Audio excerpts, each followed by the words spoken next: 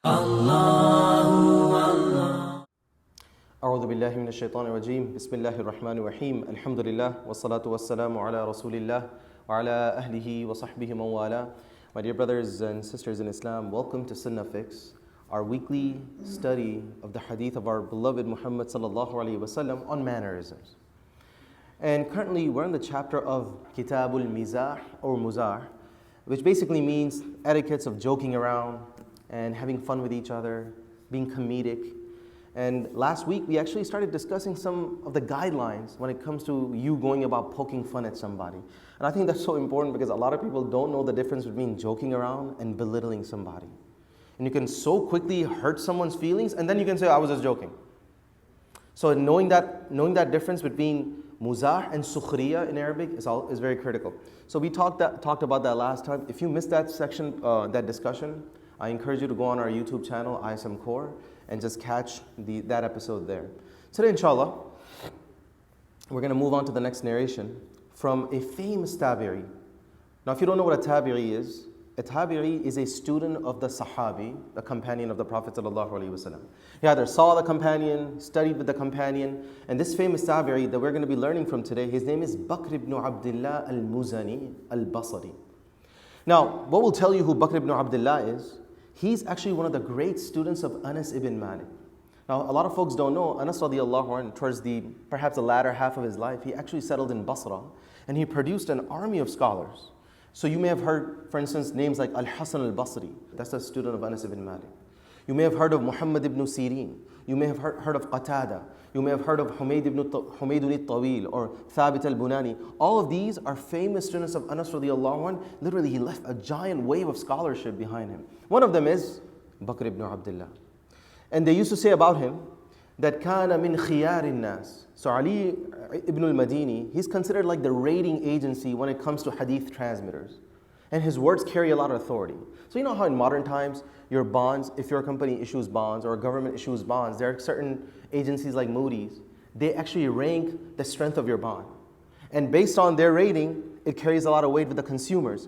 Hadith in some shape or form work that way. If you are a transmitter of hadith and Ali ibn al-Madini gives you a thumbs up, your hadith are taken seriously. Bakr ibn Abdullah, regarding him, Ali ibn al-Madini says, Kana min khiyarin nas. He was one of the best people you would come across. And then Humaydun al-Tawil, his colleague, he says, Kana Bakr ibn Abdullah mujab ad-da'wah. He was someone whose du'as would come true. He would raise his hands to Allah and du'as would be answered. So this Bakr ibn Abdullah, now remember we're on the chapter of joking around and being lighthearted with each other. Bakr ibn Abdullah, he says, at times the companions of the Prophet ﷺ would be so lighthearted and playful with each other, and that this might shock you based on what romantic picture of the companions of the Prophet you carry. He says they would be so lighthearted and playful with each other that at times they would throw melons at each other. Yatabadahun. Badh, as Imam Zamakhshari says, is when you lightly throw something at someone. So that's not like when the Arab aunties are throwing that shahata, I think it's called, right? That's not what we're talking about. We're talking about a light throw. They would throw that at each other.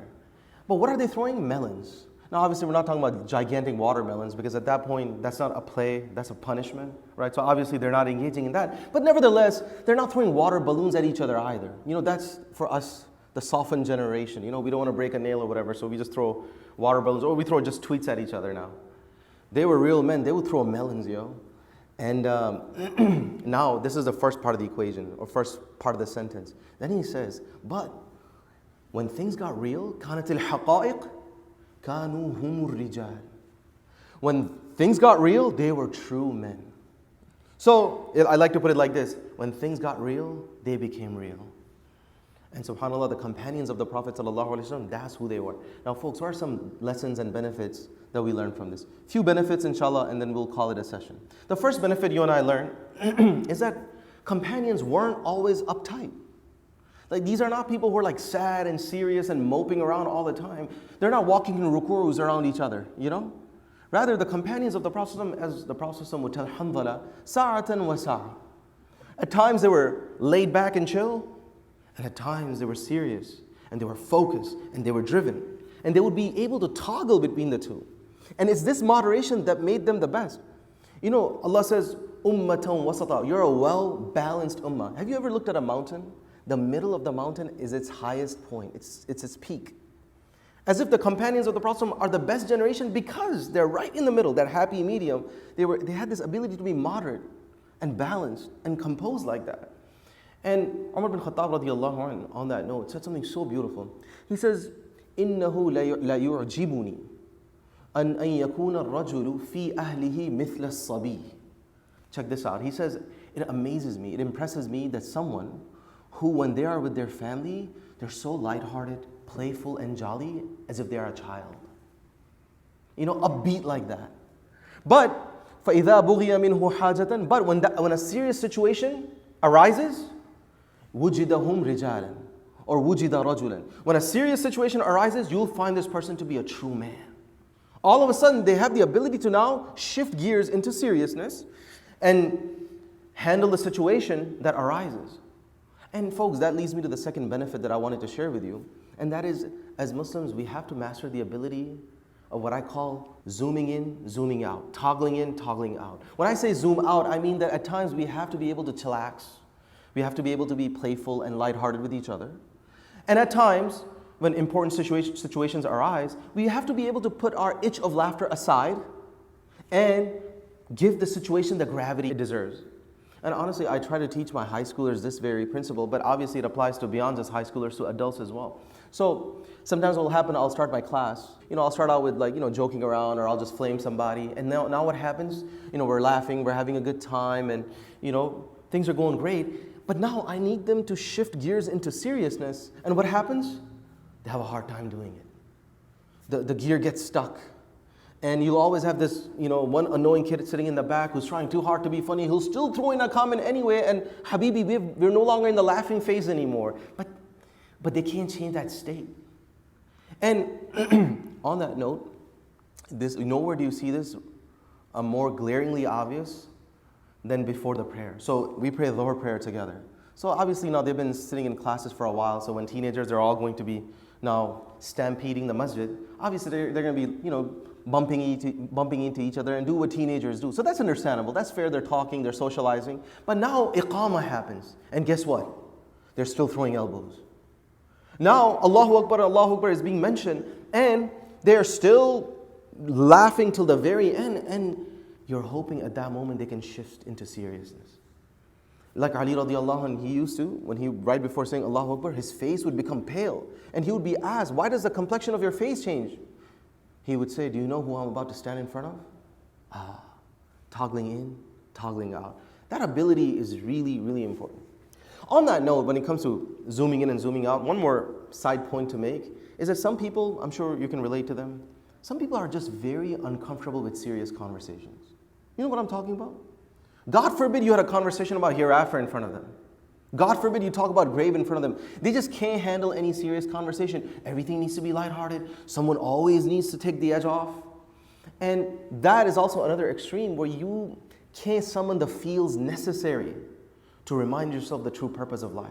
Where are you headed? That certain things are off limits, certain things are haram, certain things are sinful. Those are serious conversations that you got to be able to have and put aside your humor and your entertainment itch.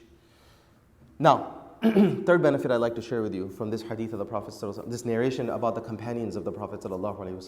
Notice, folks, they enjoyed each other's company and they loved being around each other to a point that they could pull pranks, they can throw melons at each other. Like they are not, I don't know what you guys think of when you think of the companions of the Prophet, but if you watch some of these movies and the way the companions are portrayed, as if they're always giving khutbahs to each other.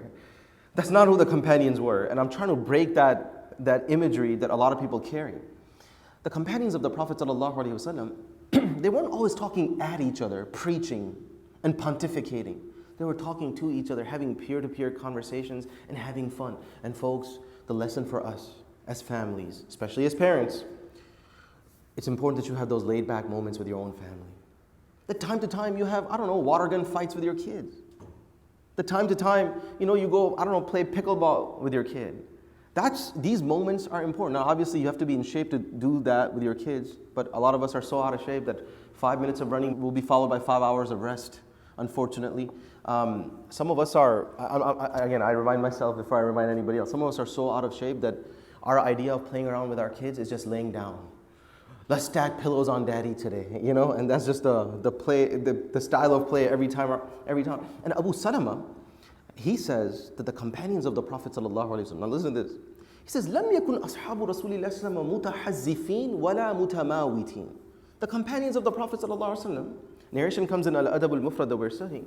They weren't extreme in activity, but they weren't lethargic and lazy either. In fact, كانوا يتناشدون الشعر في مجالسهم. They used to actually exchange poetry. They're dropping bars, spitting poetry, and then they say وَيَذْكُرُونَ أَمْرَ جَاهِلِيَّتِهِمْ. They would share stories from the olden days, from the days of Jahiliyyah. They would share stories with each other. They're like real, you know, actual real human conversations are happening. But then, once again, look at the balance here. فَإِذَا أُرِيدَ أَحَدٌ مِّنْهُمْ عَلَى شَيْءٍ مِّنْ أَمْرِ اللَّهِ. When a matter concerning Allah would arrive, these people would become intense, focused. They can bring their A game. They can turn the corner very quickly. The gear doesn't get stuck. And my dear brothers and sisters in Islam, this is something that we got to be able to have. Even Umar bin Khattab radiallahu anhu, you know, we think of Umar as a figure of seriousness, and he was. Umar bin Khattab commanded a lot of haiba. Even the wives of the Prophet sallallahu alaihi wasallam, who sometimes could get away with raising their voice in front of the Prophet sallallahu alaihi wasallam, but if Umar is lurking around the corner, the decibel levels would go down very quickly. So once Umar bin Khattab radiallahu anhu, I guess to show his humorous side a little bit, he saw one of the Bedouins. Imam Dhahabi brings this narration. So one of the Bedouins was praying, and the Bedouin made a very quick prayer. Like he was rushing his prayer, but then he makes a dua. Allahumma he's like, Ya Allah, zawwijni bihurin 'ain. Offers a quick prayer, but look at the dua. He's like, Ya Allah, marry me to hurul 'ain. Which basically means, Ya Allah, get me to Jannah, but please don't stop there. Make me marry to hurul 'ain, which are the beautiful spouses that Allah will give us. Umar ibn Khattab is listening to this, and he's like, you know, that's a pretty big proposal and a very small mahar, you know. Prayer is quick, making a tall dua. She's out of your league, Habibi, you know. So, like, basically step up your prayer. And that's Umar ibn Khattab having a little fun with a Bedouin, which is obviously a risky bet, but, you know, handle with care. So, I ask Allah subhanahu wa ta'ala to make us from people who are people of balance. I end my session today with a beautiful statement of Sa'id ibn al-As. He says to his son, he's advising his son, اقتصد في مزاحك. I want you to be moderate and approach the middle path when it comes to joking around. He says, why? Because if you do it too much, it takes away baha, your dignity. If you joke around constantly all the time, and Umar bin Khattab used to say, man akthara shay'an urifa bihi. If you excessively do something, that becomes your reputation. So he's telling his son, be careful if you're joking around too much, because that will take away your dignity and it emboldens the foolish against you. Then he says, but I also warn you against too little. Little to no sense of humor at all, because that makes you an awkward person and it's kind of hard to be around you. So, I ask Allah subhanahu wa ta'ala to grant us that balance. Ameen ya Rabbil Alameen. Subhana rabbika rabbil izzati amma yasifun. Wa salamun ala al-mursaleen. Walhamdulillahi rabbil alameen.